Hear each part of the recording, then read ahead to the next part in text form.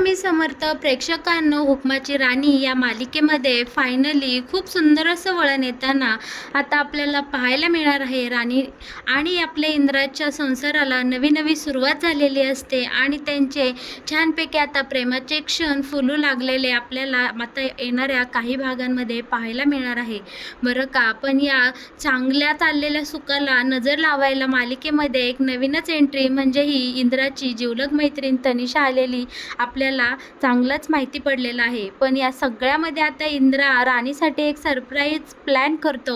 आता आपला इंद्रा राणीला छानपैकी इकडे प्रपोज करणार असतो, पण या प्रपोज पार्टीसाठी आपल्या इंद्राने राणीसाठी एक सुंदर साडी शोधलेली असते आणि हो, ती साडी तो ठेवतो. पण ही तनिषा ऐनवेळी येऊन या राणी आणि इंद्राच्या छानपैकी ठरलेल्या डेटमध्ये काहीतरी मोडता घालताना आपल्याला पाहायला मिळणार आहे आणि तो नक्की काय असणार आहे हे जर तुम्हा सगळ्यांना जाणून घ्यायचं असेल तर तुम्ही हा व्हिडिओ शेवटपर्यंत पहा. पण अखेरीस राणी इंद्राच्या प्रेमाचाच विजय होतो आणि या तनिषाचा मात्र चांगलाच पोपट होताना आपल्याला पाहायला मिळणार आहे. आणि हे सगळं मालिकेत कशा प्रकारे घडत जाणार आहे हे जर तुम्हाला जाणून घ्यायचं असेल तर तुम्ही आपला हा व्हिडिओ अगदी शेवटपर्यंत पहा, म्हणजे तुमच्या सगळं काही इकडे लक्षात येऊन जाईल बरं का. प्रेक्षकांनो, आता इकडे मालिकेमध्ये छानपैकी राणी आणि इंद्राचा गृहप्रवेश होणार असतो. राणी लक्ष्मीच्या पावलाने आता माडिकांच्या बंगल्यामध्ये घुसणार असते, पण याआधी आपली राणी बंगल्याच्या आत गृहप्रवेश करण्याआधी छानपैकी या बंगल्यासमोर तुळशी वृंदावनामध्ये ते जुनं कुजलेलं तुळशीचं रोप काढते आणि तिथे छानपैकी एक ताजंतवानं रोपटं रुजवते. आता इकडे आबा बोलतात की पाहिलंच का, माडिकांची लक्ष्मी खऱ्या अर्थाने राणीच आहे. तेव्हा राणी बोलते की आपल्या या फुललेल्या वृंदावनासमोर हे वृंदावन नक्कीच लावलं पाहिजे, त्यामुळे आपल्या घरामध्ये खूप चांगले संस्कार तर होतीलच आणि चांगले एनर्जीसुद्धा येतील. तेव्हा आता हसतमुखाने सगळेजण राणीचा घरामध्ये गृहप्रवेश करतात. आपली रत्नाई बोलते, चला बरं आता वेळ डावलून आता आपल्याला चालणार नाही, लवकरात लवकर आपण आपल्या राणीचा गृहप्रवेश करून घेऊया. तेव्हा आता आपल्या राणीचा गृहप्रवेश चालू असतो तेव्हा रत्नाई बोलते की मालती घे बरं या दोघांना ओवाळून. मालती छानपैकी इकडे राणीचा औक्षण करते आणि हो, आता आपली राणी घरामध्ये गृहप्रवेश करणार तर इंद्रा आणि राणी सोबतच घरात घुसणार. त्याच वेळी आपली रत्नाई बोलते की थांब राणी. तेव्हा सगळेजण बोलतात काय झालं. तेव्हा आता रत्नाई बोलते की यांना असंच कसं घरात घेतात, त्यांना छानपैकी उखाणे घ्यायला लावा. आणि आता राणी आणि इंद्रा छानपैकी एकमेकांसाठी जोरदार उखाणे घेताना आपल्याला पाहायला मिळणार आहे. पण या सगळ्यामध्ये या तनिषाचं मात्र लक्षणं इकडे खूपच आपल्याला खोटी दिसू लागतात. खरं तर या तनिषाचं आपल्या इंद्रावर खूप प्रेम असतं आणि ती आता राणीचा जेव्हा गृहप्रवेश चालू असते तेव्हा ही बाहेरच तुळशी वृंदावनापाशी थांबलेली असते आणि ही तुळशी वृंदावनाला पाहून बोलत असते की या बंगल्यासमोर हे तुळशी वृंदावन तुमच्या संसाराची खूण आहे तर, पण हे कदापि शक्य होणार नाही, कारण इथून पुढे हे घरही माझं असणार आहे आणि इंद्राही फक्त माझा असणार आहे. इंद्रावर आणि इंद्राच्या प्रेमावर फक्त या तनिषाचा हक्क आहे, या राणीचा नाही. आणि ही बावळट कुशाल आपल्या तुळशी वृंदावनावर कसलं तरी ॲसिड ओढताना आपल्याला पाहायला मिळणार आहे. घरामध्ये छानपैकी सगळेजण खुश असतात कारण राणी आता लक्ष्मीच्या पावलांनी घरात आलेली असते. पण त्याच वेळी अवधशाच्या पावलांनी ही तनिषासुद्धा घराबाहेर येऊन थांबलेली आपल्याला पाहायला मिळणार आहे. ही अवधशा खुशाल तुळशी वृंदावनाला नाचवताना आपल्याला पाहायला मिळणार आहे बरं का. पण आपली राणी या हिच्यावर नक्कीच विजय मिळेल, कारण नेहमीच वाईट हे कायम हरतं आणि त्यावर नेहमीच चांगुलपणाचा विजय होताना आपण कधीही पाहिलंच आहे बरं का. आता इकडे राणी या तनिषाला इकडे तिकडे पाहत असते तेव्हा आता ती त्या तनिषाला बोलते की तनिषा मॅडम, तुमचं खूप खूप आभार, या ना घरामध्ये, तुम्ही बाहेर का थांबलात. खरं तर आज हे जे काही मिळालं आहे ते फक्त तुमच्यामुळंच मिळालं आहे. तेव्हा आता राणी खूप मोठ्या मनाने या तनिषाला आतमध्ये घेते, पण ही तनिषा काही चांगल्या मनाने घरामध्ये घुसत नाही. तिला तर खरं तर राणीचा इंद्राच हवा असतो, पण या सगळ्यामध्ये आता ती कोणालाही काही जाणून देत नाही बरं का. आता दुसरीकडे घरामध्ये आल्यानंतर आबांना हे संपूर्ण घर पाहून खूप हळवं झालेलं असतं.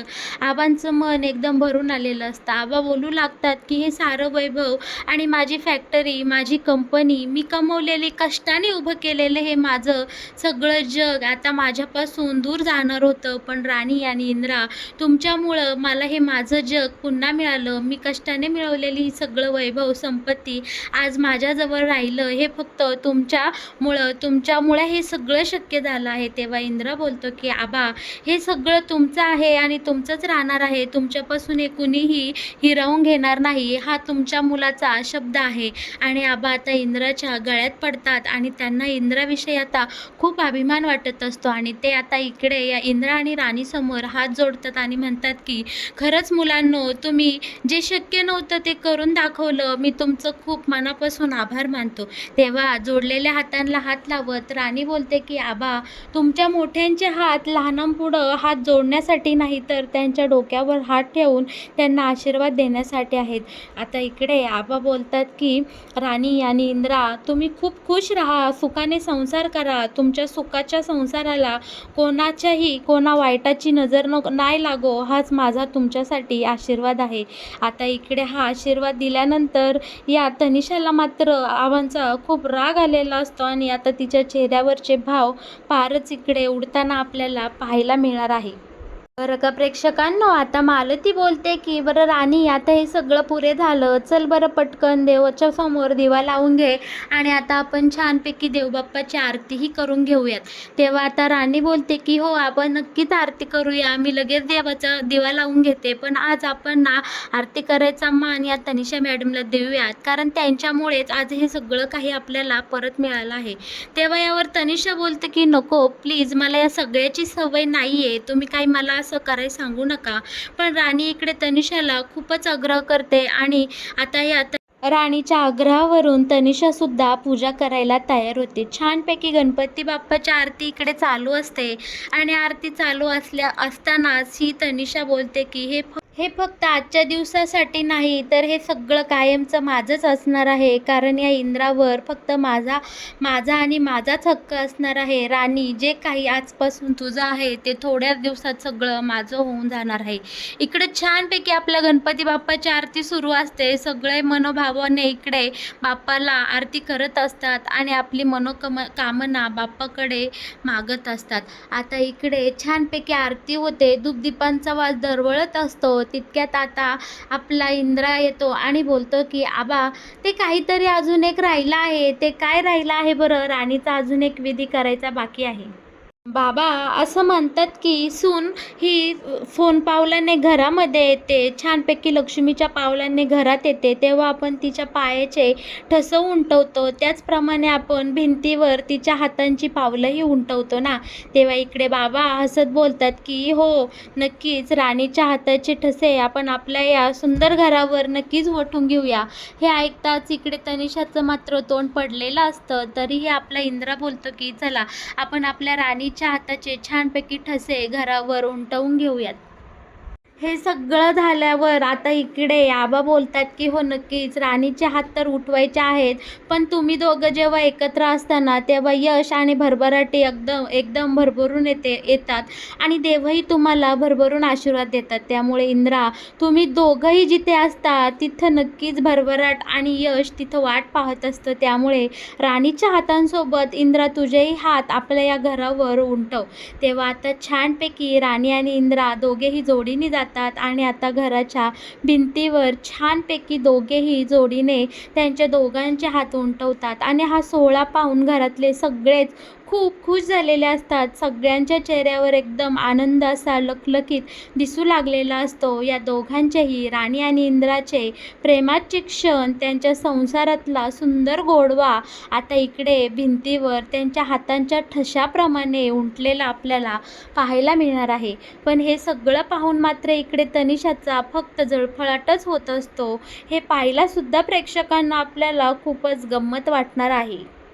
का आता इकडे सगळे विधी पूर्ण झालेले असतात आणि आता तनिषा बोलत असते की चला मी निघते. तेव्हा इंद्रा बोलतो की थांब ग, अजून आपलं संपूर्ण घर तुला पाहायचं आहे, चल मी तुला आमचं टेरेस दाखवतो.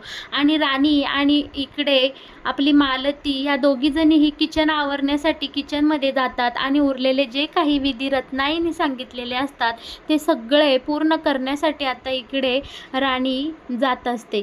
बरं का आता इकडे आपल्याला पाहायला मिळणार आहे की ही जी तनिषा असते ना, ती आपल्या इंद्रासोबत फक्त छान छान गप्पा मारायचा प्रयत्न करत असते, पण इंद्राच्या ध्यानी मनी आणि तनी फक्त राणी आणि राणीच असते. इकडे ही तनिषा आपल्या इंद्राला त्यांच्या जुन्या काही आठवणी आठवण्यासाठी प्रोत्साहन करत असते, पण या सगळ्यामध्ये इंद्रा फक्त आणि फक्त राणीच्याच आठवणी सांगू लागलेला असतो. आता इंद्रा बोलतो चल मी तुला आमची बेडरूम दाखवतो. आणि बेडरूममध्ये गेल्यानंतर सुद्धा इंद्राचं एकच पुराण चालू होतं, राणी राणी राणी. हे ऐकून मात्र इकडे तनिषाचा खूप जळफळाट झालेला असतो आणि तिला इकडे इंद्राचा खूप म्हणजे खूपच राग येताना आपल्याला पाहायला मिळणार आहे. बरं का आता हे सगळं झाल्यानंतर छानपैकी राणी आणि इंद्राच्या संसाराला, सुखी संसाराला सुरुवात होताना आपल्याला पाहायला मिळणार आहे. आता इकडे इंद्रा या तनिषाला सांगतो की तनिषा मी आता राणीला प्रपोज करणार आहे आणि तिच्यासाठी छानपैकी मी सरप्राईज प्लॅन करणार आहे, टेरेस संपूर्ण सजवणार आहे. आता इकडे आपल्या इंद्राने या तनिषाला तर सगळा प्लॅन सांगून टाकलेला असतो, पण इकडे आपल्या या इंद्राच्या मनामध्ये काहीही राहिलेलं नसतं. आता इकडे इंद्राने खरंच सांगितल्याप्रमाणे छानपैकी टेरेस सजवलेला असतो. राणी आणि इंद्रा हे दोघेजणी छान इकडे डेट प्लॅन करणार असतात, पण ही तनिषा मात्र इंद्राचा प्लॅन कशा प्रकारे फ्लॉप होईल याचा विचार करत असते आणि ही तनिषा अगदी तसं वागते. आपल्या इंद्राने राणीसाठी जी साडी सिलेक्ट करून ठेवलेली असते ती साडी घालून इकडे तनिषा इंद्राने ती जी जागा आपल्या राणीसाठी सजवलेली असते त्या ठिकाणी इकडे तनिषा आलेली असते आणि आता या तनिषाला राणी समजून इंद्रा अगदी तिला जवळ घेतो आणि अंधारात प्रपोज करतो. बरं का इकडे ही तनिषा खूपच मनोमन खुश झालेली असते आणि आपल्या इंद्राला कल्पनासुद्धा नसते की राणीच्या जागी ही चक्क तनिषा इथे सजून धजून आलेली आहे.